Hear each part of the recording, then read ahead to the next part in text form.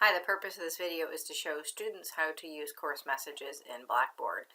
I do prefer course messages as communication versus email, simply because then all the messages are contained in the course. And with a school email, I tend to get a barrage of emails, and so sometimes students' emails are lost sort of in the shuffle of regular emails.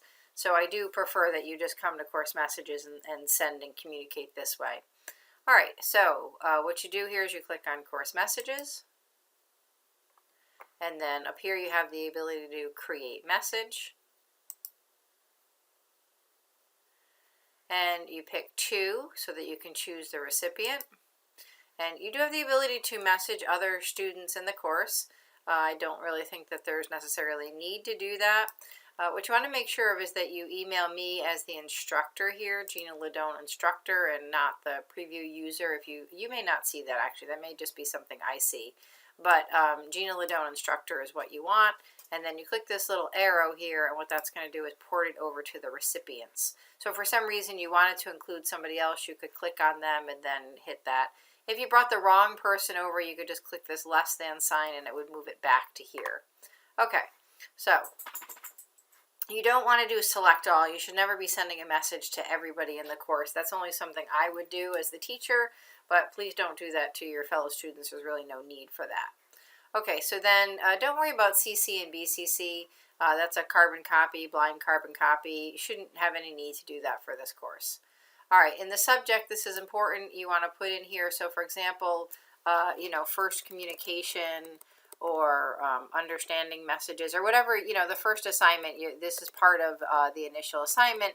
You're going to have to type in some sort of a subject, or whatever you want to call it, doesn't matter, whatever makes sense. I actually have a uppercase letter there. And then you're going to click down in the body part of the message, and this is where you'll type to me, Dear Gina, this is, whoever it is, let's say it's Mickey Mouse. I understand this is the best way to communicate with you, and anything that you want to tell me. If you have a question about something in the future, you would do the same thing.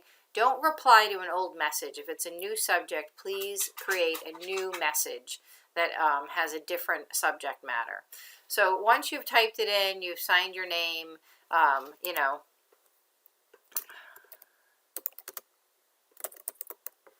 you get the general idea there. There is a spell check here. If you wanted to attach a file for some reason, if you were having difficulty with something, you wanted to show me a screenshot, you could take the screenshot. So what you would do here is click on the Browse button if you want to upload, say, a screenshot or something that you want to show me that's an issue. And then you would just, locate where you save the screen snip and just sort of attach it there. And it would show as being attached. And then you hit Submit. And when you hit Submit, you can see on my end, I'm going to exit Student Preview here, and I'm going to go to Messages, and you'll see in the inbox that I have an unread message. So if you have any messages, you always want to go in and check, and if you see unread, that means that you have a message that needs to be read.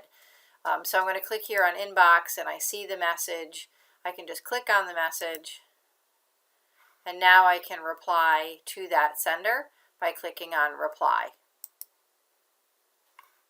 Okay, so you can see it's going to go back to me as the preview user because that's how I sent it to myself. And what I typically do is I type back at the top of the, I prefer it to be at the top so that the most recent thing is at the top. It doesn't really matter. You can do it at the top or the bottom, but that's what I think makes the most sense. Dear Mickey, thanks for reaching out. And then you'll see when I submit this back, I'm going to go back to the preview user. Obviously, you wouldn't be going back and forth to the preview. I'm just trying to show you what it will look on both sides as you send. So now you can see I message back, and now you see unread here. So on your end, if I replied to your message, you would see one. You click on the inbox, you see the message from me, and you simply click on it, and then you can just sort of read the thread of what was last typed in. So that's really, all you need to know. If you want to verify that you sent something, you can come back here to Course Messages, and you will see in the Sent folder, right? See how it says Total 1? So if you click in the Sent folder, you will see the message that you sent. So that's sort of verification that you did actually send a message.